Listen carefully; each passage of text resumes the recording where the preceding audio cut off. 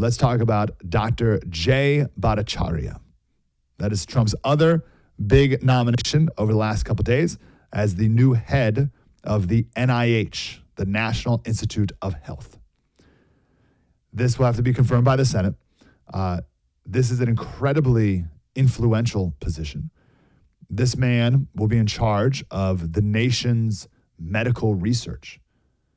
18,000 employees, $48 billion in funds for scientific research, 50,000 grants that are given to over 300,000 researchers at 2,500 universities and medical schools. It's a huge amount of money with huge influence. There was a virologist that was quoted by NPR who said, "I don't think that Jay Bhattacharya belongs anywhere near the NIH, much less in the director's office. That would be absolutely disastrous for the health and well-being of the American public and actually the world." So, great. Awesome. I love it. Perfect pick. The poetry, and there's so many of Trump's picks that are pure poetry, but the poetry of having Jay Bhattacharya be the new head of NIH is unbelievable. It's perfect. This guy brought us, oh, by the way, it's a quick sidebar. Maybe we can do it here. Maybe we'll do it here.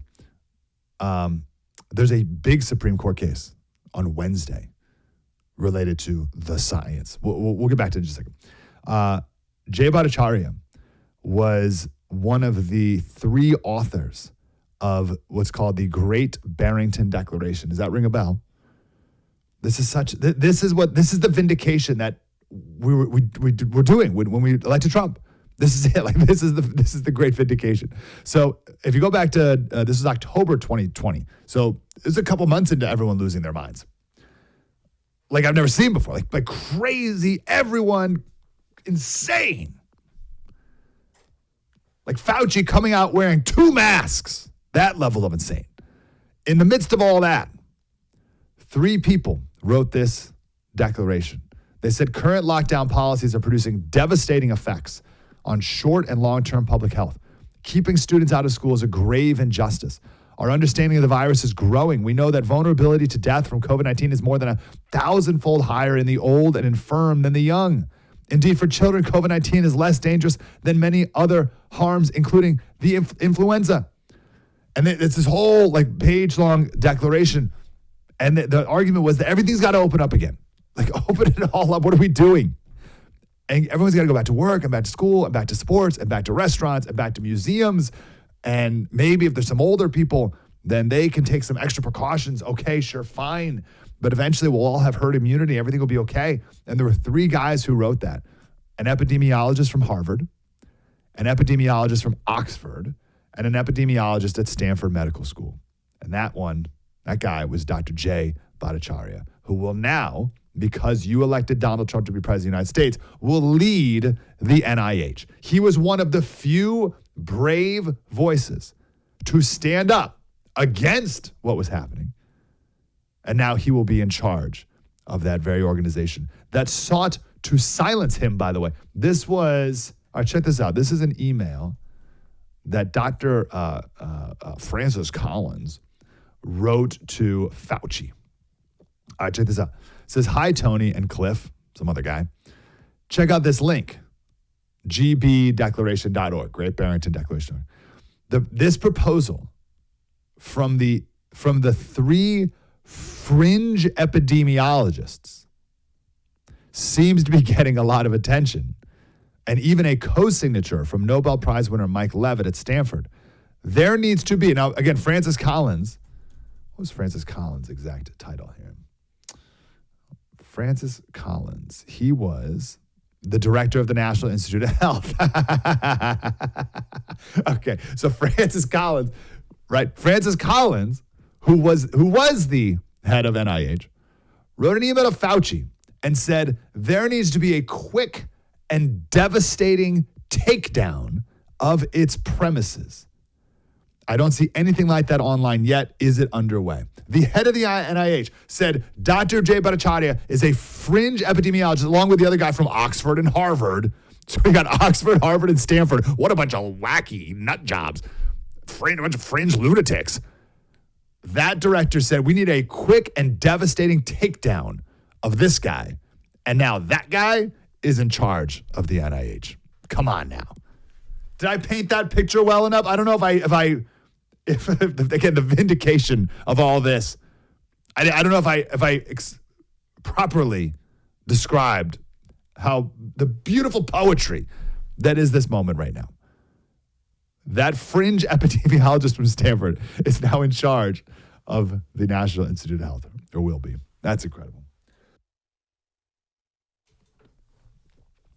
And it wasn't only the head of the NIH who was going after Bhattacharya. On what was then Twitter, they put him on a trends blacklist. That's what they called it. Twitter called it a trends blacklist to keep his tweets from trending and from spreading. So he was blacklisted, that's their word, by the social media companies to keep his fringe radical ideas that were right, by the way. That's an important part of it. He was right from spreading, and now he's the guy in charge of the NIH. It's just unbelievable. Don't you remember when Trump said, I will be your retribution? Remember, that was it. That's what he's talking about. Here's Jay a while back. That was a lie. There was never a scientific consensus on almost any of the topics. And as you say on masks, in fact, the pre-existing narrative, the pre-existing idea among most scientists before the pandemic was quite the opposite direction. What happened was a relatively small group, a cartel almost, of very powerful scientific bureaucrats took over the whole apparatus of science, at least as far as the public eye was concerned, dominated the media, dominated the message to politicians. And as a result, we had a catastrophic response to COVID, and we're going to be paying the cost of that for a very long time. And by the way, you could say, everyone, Dr. Collins and Fauci, they were doing the best they could under the circumstances. No, they weren't. They actively went out of their way to suppress any voices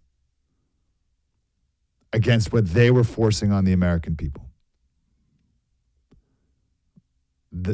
Collins and Fauci, et cetera, were actively anti-science. And they, Fauci and Collins is the face of it, but more than just them, they deserve our ultimate disgust, at the least, for what they did to the American people. Biden can pardon Hunter. Hunter's feeling good right now. With RFK Jr., Bhattacharya, Rand Paul, and Elon, I wouldn't want to be Tony Fauci right now. I don't know what could be done. I don't know. But I'm sure he's not as hopeful for the future as Hunter is at this very moment. Wilfred Riley said, locking down entire societies to prevent a 10% increase in the rate of death among people over the age of 75 is one of the most insane things that humans have ever done.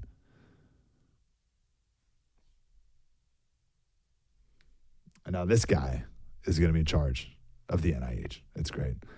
By the way, I think I should say something like this every time COVID does ever come up. It was never about keeping people safe. You got to know human nature and psychology in order to understand what COVID was all about from these people. The lockdowns proved that there are many people that have a deep-seated desire to control people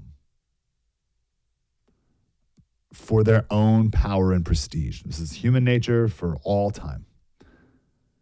And there's other elements that are at play here. Like part of it was that, we have these epidemiologists who never got any attention for anything ever. Like they were like the super nerds. And now people are paying let's talk to this epidemiologist. And they're like, oh, I'm important now. I'm finally getting the attention I deserve. And they loved it, right? The super nerds are in charge. And they thought it was amazing. And they had this urge. They had this totalitarian urge to control people.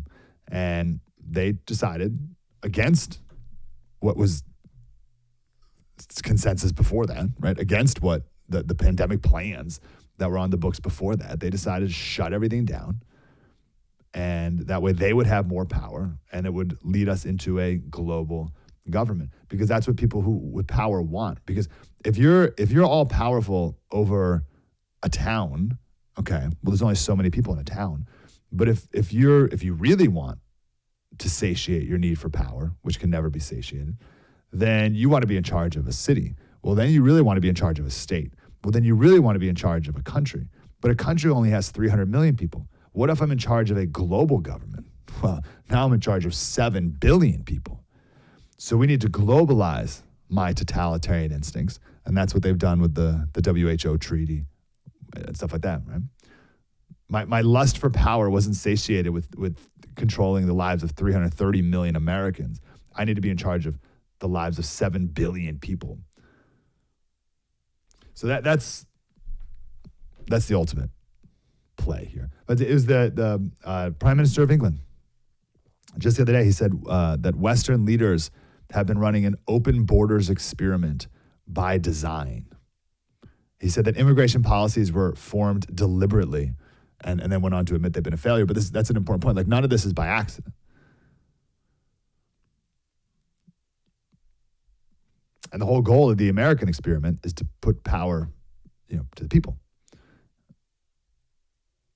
And it's being done at a time like I've never seen before. To put Bhattacharya as the head of NIH, it's unbelievable.